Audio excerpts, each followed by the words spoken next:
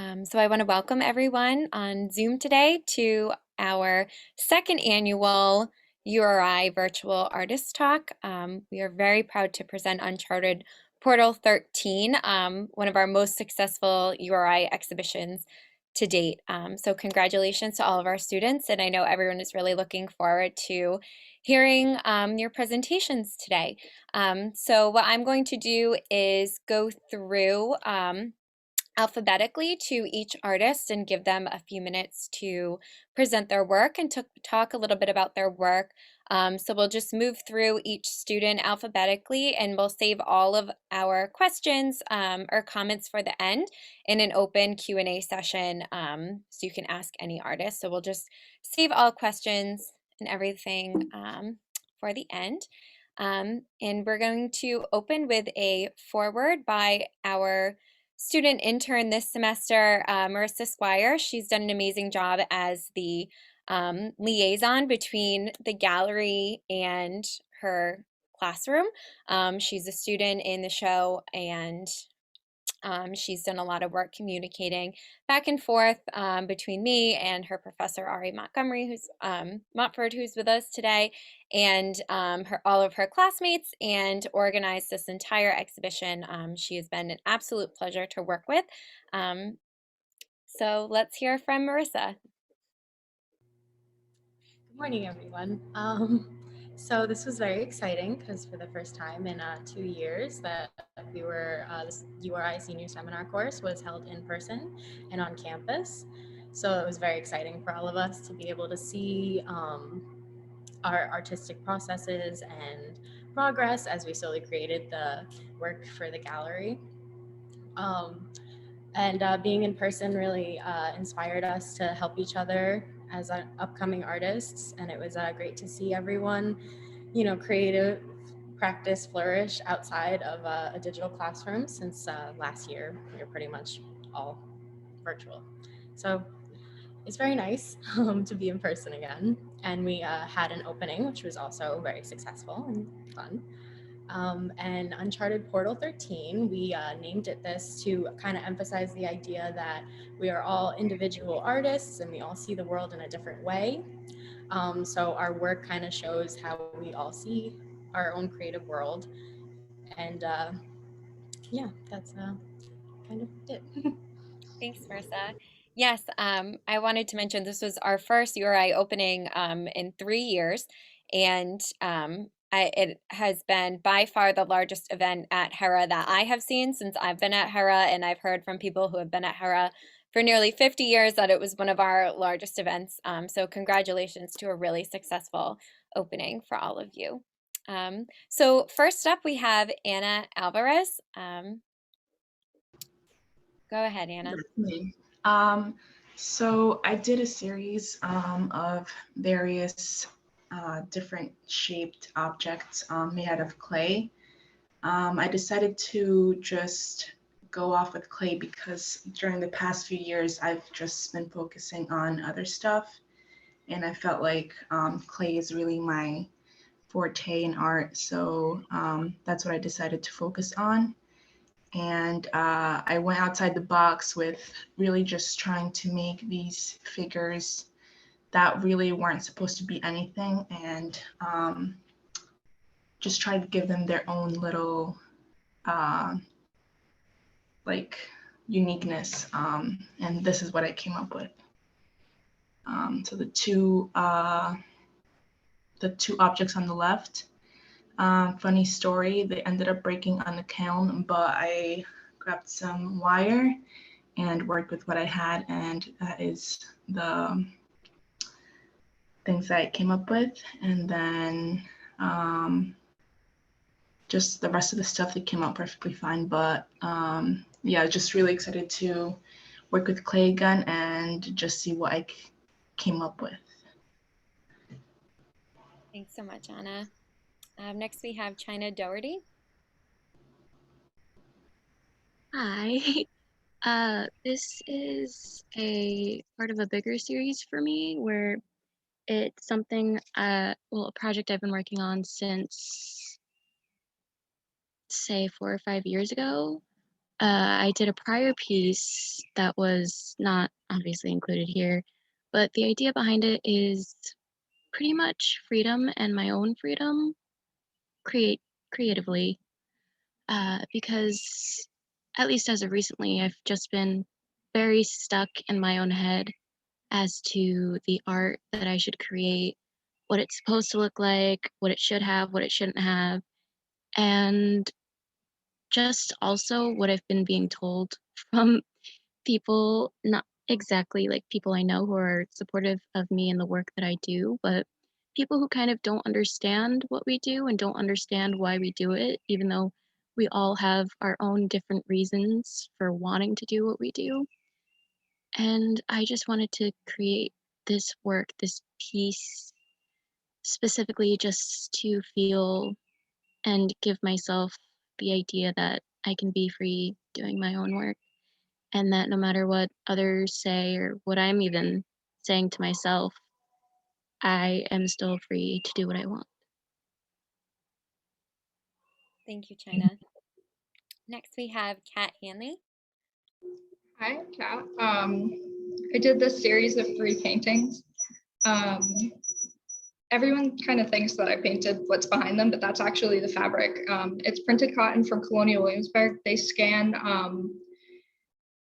the museum garments that they have and recreate the prints that actually existed in the 18th century. And I'm a nerd, so the 18th century is kind of like my area of interest. So I created this series kind of to explore that a little bit more. Also, I kind of think that still lifes are a little bit underrated. I really like them personally. I think they can be fun when you put them together yourself. And therefore, that kind of accidentally became sort of a commentary on how, historically speaking, women who were painters were only allowed to participate in still life painting. And thank God some of them decided to break the rules, but yeah, so that was kind of a happy accident. So yeah. Thanks so much, Kat. And it's great that we can see your paintings behind you in the gallery today as well. I know the lighting's not working too great, but They still look great. Next, we have Michelle Henning. Hi. This series for me was about really pushing to break away from my representational style and explore some abstract mark making and forms.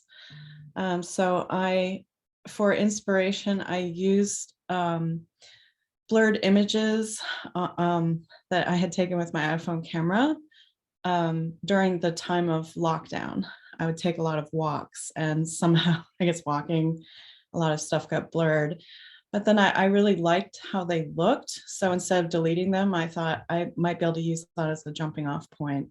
For me, a lot of it is about, especially during lockdown and using Zoom and a lot of other ways to communicate with people that we usually see day to day.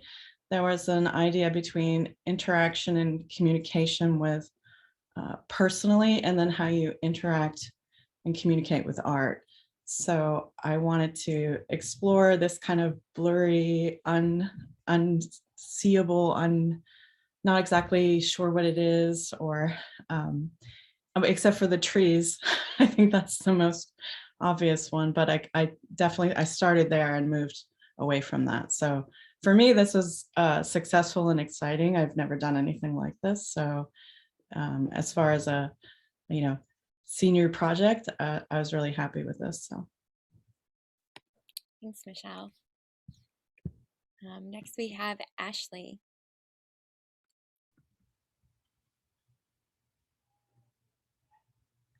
Hi. So for these pieces, I have really been trying to work on going larger and also exploring 2 mediums that I'm very much obsessed with at the moment, which is India ink and actual colored India ink, which I found, which was very exciting for me because I've always been drawn to just the black India ink as a piece in the illustrative line work that it has. And I also discovered how I could kind of intermingle color into that and really challenge myself, because black and white is a comfortable medium for me and it's something I've always loved to explore. And something else that's followed me basically since I was 13, I had this mind-blowing discovery that art can be a narrative and that you can connect it with storytelling. So in all of my work, there's always some sort of underlying narrative that I usually like to let the let the observer of the art to kind of discover by themselves. So with Mandarin Moon on the left side, I had this idea again of the portal and this like large scale sphere that the figure was almost jumping joyously towards, because I really wanted to kind of stray away from the negativity that is in a lot of what's occurred with COVID, and to kind of just portray this joyous energy. And most of my work start with like a doodle. So for these two pieces, I had a very rough doodle, and I knew I wanted them to interact, Mandarin Moon and Citrus Horizons, which is an oil painting on the right-hand side. And the reason why I chose these is because it kind of reflects both of my interests in contemporary and classical. They're really together, something that I am very passionate about. And with Citrus Horizons and the figure, it's almost a self-portrait. And one of the concepts I've been working on heavily within my work is this idea of the fetal position, and also the idea of claustrophobia or mental claustrophobia, because I feel like my brain is so full of thoughts that it's hard to express them all. And art, in a way, is so therapeutic for many of the people I've talked to within this class and everything. And the colors and the, like, I actually gained a lot of insight working with colors through creating this painting, and all the feedback I got from classmates has really helped me kind of develop my artistic skills in oil painting.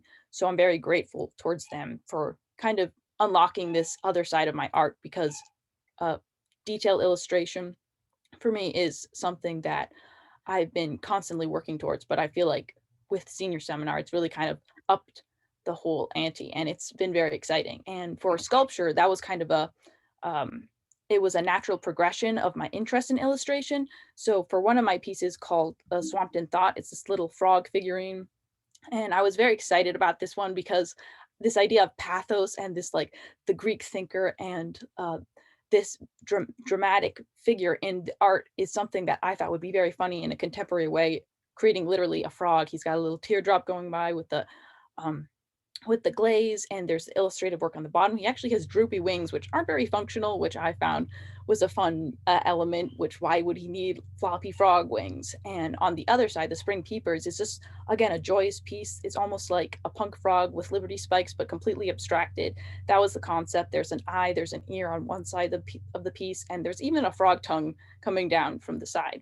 So it's all about, for me, lately anyway, abstracting those images that I love so much in illustration, and really just tying it into this crazy abstract world full of color that I think sculpture is. And there's so many 3D problems that it's just so fun. And I was really excited to be able to work with this medium for the show.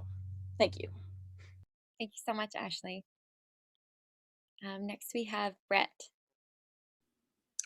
Hi everyone. So I have 4 pieces here in this show that are a part of a larger body of work. I call it window views, because the idea started off with me thinking about how I start every day, looking out a window outside at the landscape. So I feel like most of us, we sleep with our windows covered at night, and then we wake up the next day and we open them. So we're kind of forced to look at what's outside. I've always gravitated toward painting landscapes because I think it's the most intriguing subject matter to me, because there's a connection that we have as humans to nature. And I feel like there's more than we realize.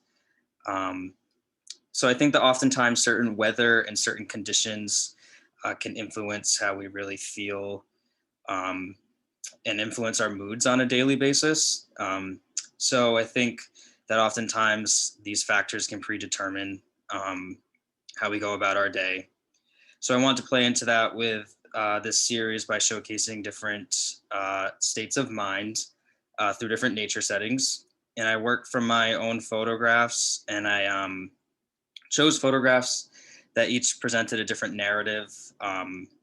They each have a personal connection because each have their own context. as to, where I was when I took the photo, what I was doing, and how I was feeling. So I'll just briefly go through each of these. So my piece Tranquility represents feelings of calmness and relaxation. I referenced a photo that was taken on a summer night where the sunset was really nice. The temperature was at a perfect and comfortable level, which, let's be honest, that's really rare in New England these days. So I felt very calm, very at ease. So I wanted to capture that with the combination of the sky and the foliage. My piece Prophecy is from a photo that I took when I was on a trip to Italy that I went on before COVID.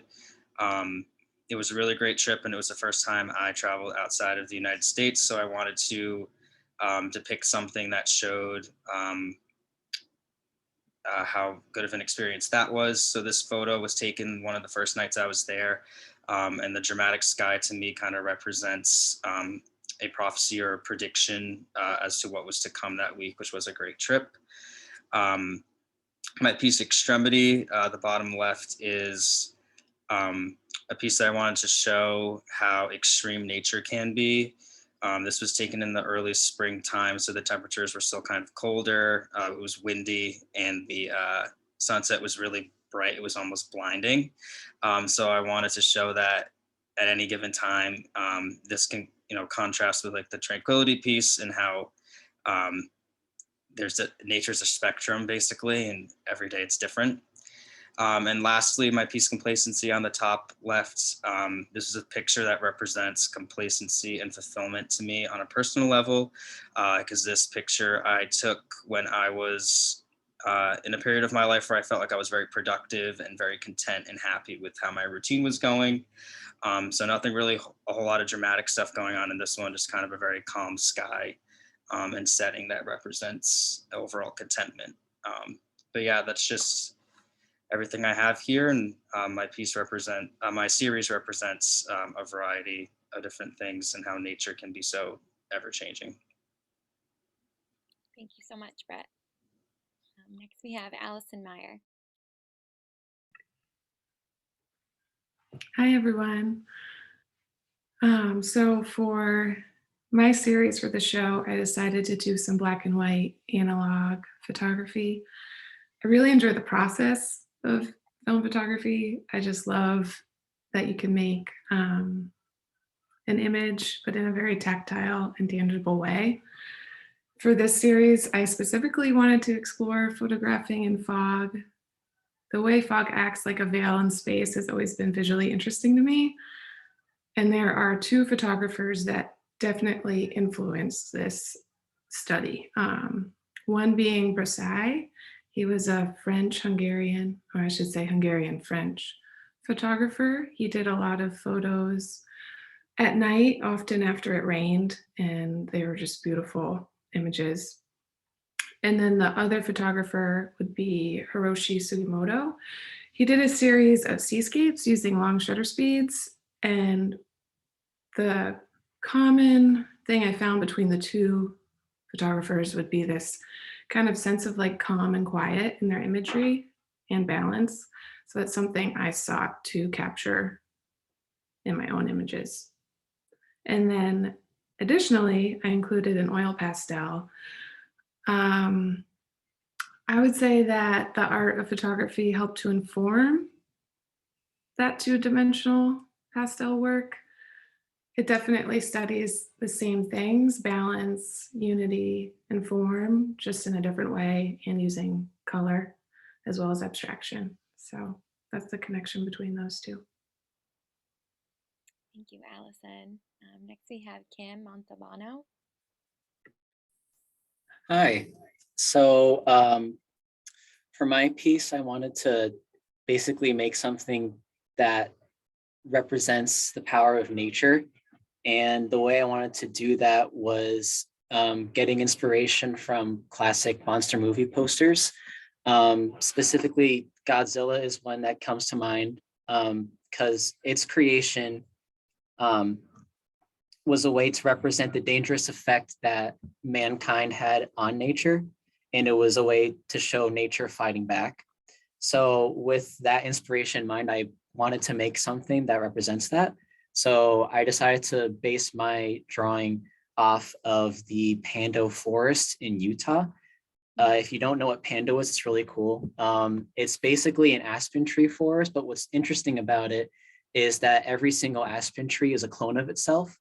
So the blue whale is technically the largest animal on the planet, whereas Pando is the largest organism, weighing about 13 million pounds, because every single tree is a clone of itself and they're all connected by the same root system.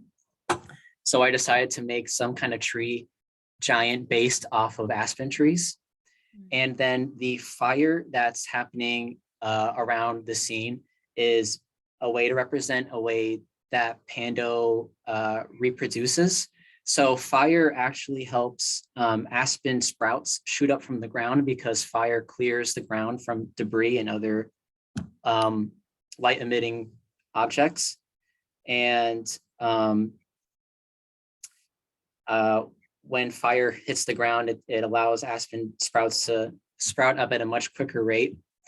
So I made it like kind of a core element, literally in the drawing as like a core element in its heart, as a way for it to keep on growing. So that's it was just a way to like present nature as like a powerful entity in a way. Thank you so much, Cam. Next, we have Eris. Hi. So my main inspiration for most of my artwork comes from all different interesting shapes and colors that I find in nature, like in my backyard, on walks that I take. And I wanted to step a little bit away from the realism that I usually portray in my artwork. So while I have these figures that are pretty recognizable, like at a first glance, you would be able to tell exactly what creatures these are. But upon looking closer, the idea is that it's different than you would expect. For example, the colors are different, or they have more features than the traditional animal would. And so the point of the series, I guess, is to invoke the same feelings that I have when I'm in nature, which is that while it is beautiful and enchanting, it can also bring about feelings of uneasiness and foreboding. So these creatures are supposed to represent the fact that they're beautiful, but they're different, and you don't understand quite what they are. Thank you so much. Next, we have Michael Spellman. Hi. So basically, my pieces are about playing with color interactions through like my still. Is my camera on? Can you see me? Can you hear me, guys?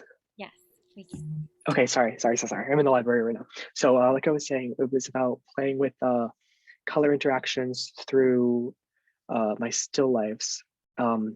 And then also I wanted to focus a little bit on mark making. So if you look at my hydrangea piece, which is the primarily orange one, it has all these like weird swirly lines because I just wanted to play with like making the marks. And I guess that kind of carries over onto my my other one with like the figural vase. And yeah, I just really wanted to play with like color and line. And then another thing is I was experimenting with the drawing style for a while, and that's kind of how I got into this whole aesthetic. And I wanted to try my hand at translating it over to paint. And yeah, it's just a different mediums translating that has been a little exploratory, I guess. And then I just chose to focus mostly on flowers and just like florals because I'm just really into like that hidden language, I guess. There's like a whole code for different flowers meaning different things, like roses mean one thing, hydrangeas mean another. And I just thought that was kind of interesting to explore inside my pieces. So yeah, that's basically the gist of my pieces this semester. Yeah, thanks. Thank you so much.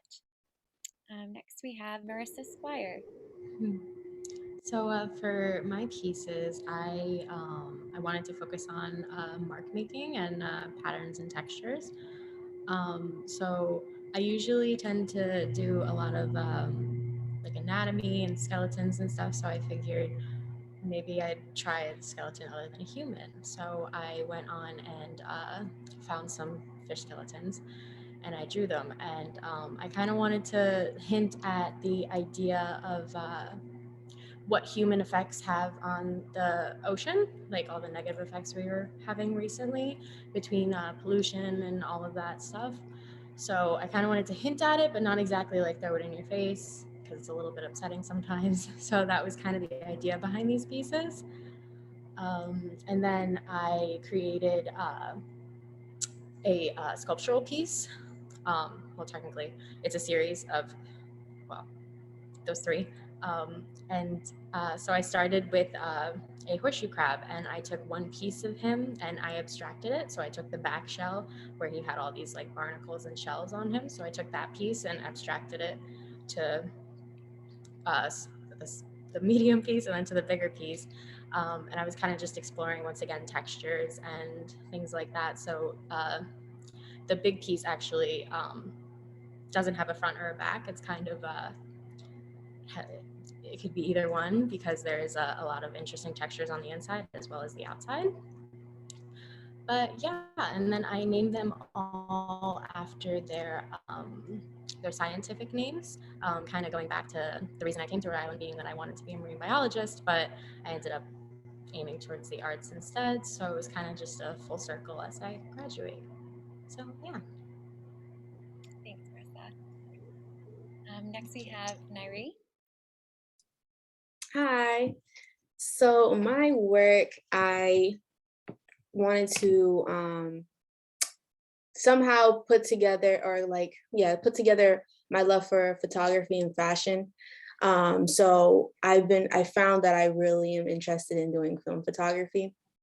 So I ended up using my medium format camera that's pretty new to me because I've been using 35mm a lot. So using my medium format, I was really excited to kind of like get ideas out that I've been wanting to do for a while. So yeah, so basically the reasoning of like my subjects are I chose New England fashion as like the subject, and how my fashion sense for myself is like kind of based off of and like was brought because I'm from Providence and I've always been here. So like yeah, I kind of found my own fashion sense from just being from New England and having to layer up and just a lot of layers throughout your outfits because you have to if you know when being out in the weather and stuff. So and on top of that, just being from like East Coast, very different style sense that we get from like New York and Boston and different spaces like that compared to like the West Coast is very different. So yeah, so I chose my 4 individuals that are from Rhode Island, and these people are just symbolize to me what New England fashion looks like. So I chose different people from that do different things, different ages, and yeah, I just try to make it very like inclusive to like different people. And yeah, so I also made a zine to go with it to kind of give you the story of these people and why they chose what they chose to wear. And also it just kind of gives more to me actually having that one-on-one photo shoot with them. And it kind of gives you a little insight on how that went. And it was a very good experience to have like these talks with people that I already know, but to go deeper into like that topic of fashion and being from New England. So yeah. Thank you so much. Next we have Kira. Hi, all. Really good job, everyone, so far. It's very enjoyable to listen to what you guys have to say. So first of all, I guess I would just start with saying that this piece was these 2 pieces were very new to me and like terms of kind of diving into my own emotions. That's kind of stepping out of my comfort zone in its own way. So I started with the main idea, a gift to you, a piece of my mind, the larger piece. It was in a very like challenging couple weeks for me where I was feeling very frustrated. I began these small sketches of figures with like enlarged eyes because I felt that that portrayed more emotion. I think that humans show most of their emotions through their eyes. So I really wanted to draw pieces or create pieces that are focused around eyes depicting emotion. So through these sketches, I kind of came to like a almost Tim Burton-esque depiction of faces. So through that, I kind of just built off of that idea. I started with the idea of a woman that's a flower getting her petals plucked off. It's kind of macabre, but it just depicts how I was feeling then. And I really, through this, kind of healed myself and also created something that I'm extremely proud of. The smaller piece for myself from myself is the kind of sister piece to that. I wanted to have something that complements the larger piece, but doesn't have a completely different storyline. So this is just the smaller piece of it, have very similar storyline and everything, but this one is just completely dedicated to myself. That's why I only have the one face there. And I wanted it to just have the same color line and everything. My reason for choosing oil paints was I just wanted it to be very, very saturated and not necessarily in your face, but definitely pop out at the audience or the person looking at it. Yeah, I had so much fun painting this, and it's truly one of the first pieces where I feel proud of it and excited to show it to people. So I'm very glad to be able to share it with you all.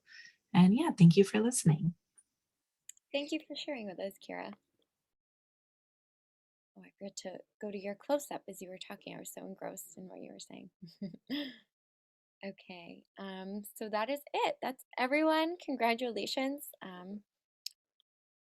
And now we can open it up into a Q&A. So you can just unmute yourself and direct your question to the artist or a general question, and I'll keep scrolling through the slides as a visual aid.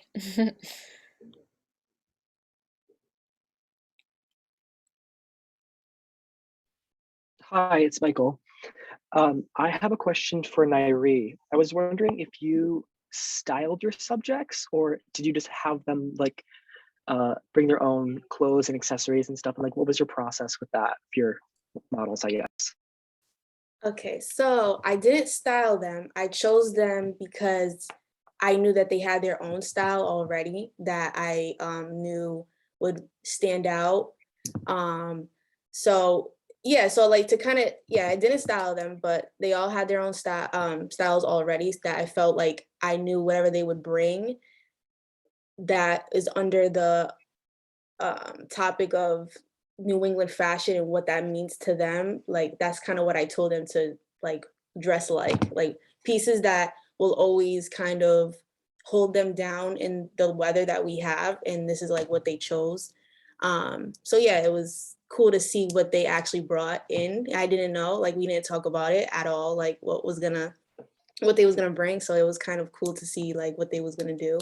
And I think it came out really good of like what I envisioned. It was like they did it spot on. So I was really happy to see them come in and bring what they brought. Nyree, I Oh, love the great. Yeah, title thank you. of this. Thank you. 63 today, 15 tomorrow. Might change. I wasn't sure what it meant at first until I read your zine, and then, like it's so like catchy and ringy, and I'm really excited to see where you take this project and how far it can go. Thank you. Any other questions? Hi, it's Kira. I actually have a question for Brent. I just wanted to know if you had like, it's kind of delving away from these specific pieces, but I had a question if you had a favorite spot that you liked painting as far as like your sunsets and everything, because I see that the windows are a continuation. If you like have ever painted somewhere that really has stuck with you, and if any of these are that spot. Yeah, I mean, I don't really have a certain like favorite. I'm kind of open to a lot of different things, but I will say that I live in Westerly, Rhode Island. I've been here my whole life, and I still here as of now. So a lot of my images that I take pictures of are from from that area. So I like going down to Mesquamaket Beach, which is really close to me. There's a lot. That's a great place for views, as well as Watch Hill, Rhode Island, too. I would say are up there.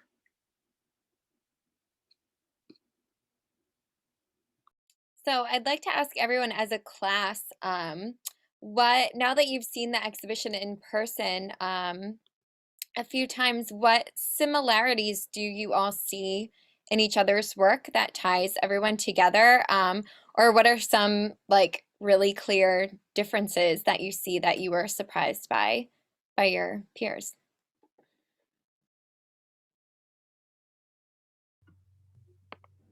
I'll answer one of those. I think that all of us were surprised by the colors that seem to repeat. This one specific color, orange, kind of comes across in a lot of them, which is just an interesting observation when you're standing in the room and looking across. And I don't know what that's about. It's probably just coincidence, but even just the painting of oranges. yeah, We have it and Ashley's. That is what I noticed first too, that really strong orange that is like apparent in almost every piece. And the pieces like in Chyna's it's not, but it's opposite colors there, and that complement just like makes the oranges stand out even more, which just makes the show, the lighting and the colors of the show more interesting.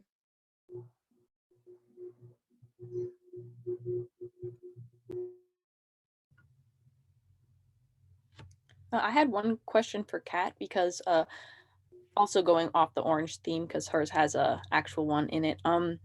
What were some of like the inspirations of the actual still lifes, like the objects you had? Because I know they all have pretty interesting backgrounds. Yeah, I know, you sat there and saw me struggle the whole time. So I actually participate through the Newport Historical Society in different Revolutionary War reenactments. But I've always, since I was probably 8 years old, had a passing interest in the period. So all of the objects that I painted, the still life with the orange, that's a set of stays, which is basically the precursor to the corset. It functions the same way that a modern bra would. It's just for support. No one was crushing their ribs and organs. That's a myth. Then the one with the powder horn, that actually is inspired by the story of Deborah Sampson, who actually disguised herself as a man and enlisted with a Massachusetts regiment.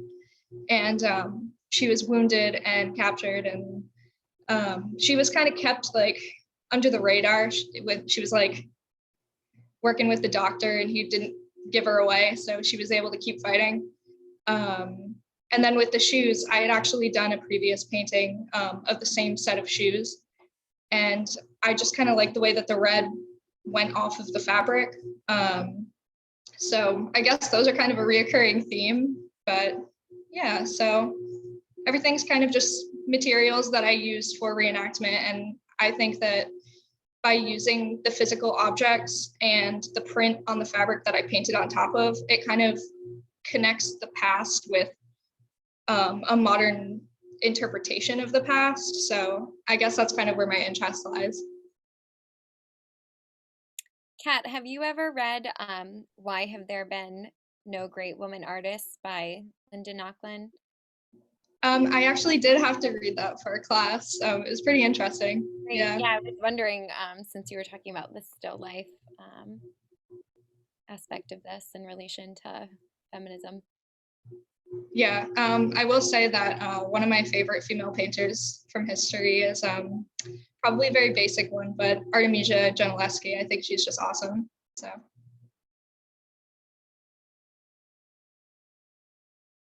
Any other questions?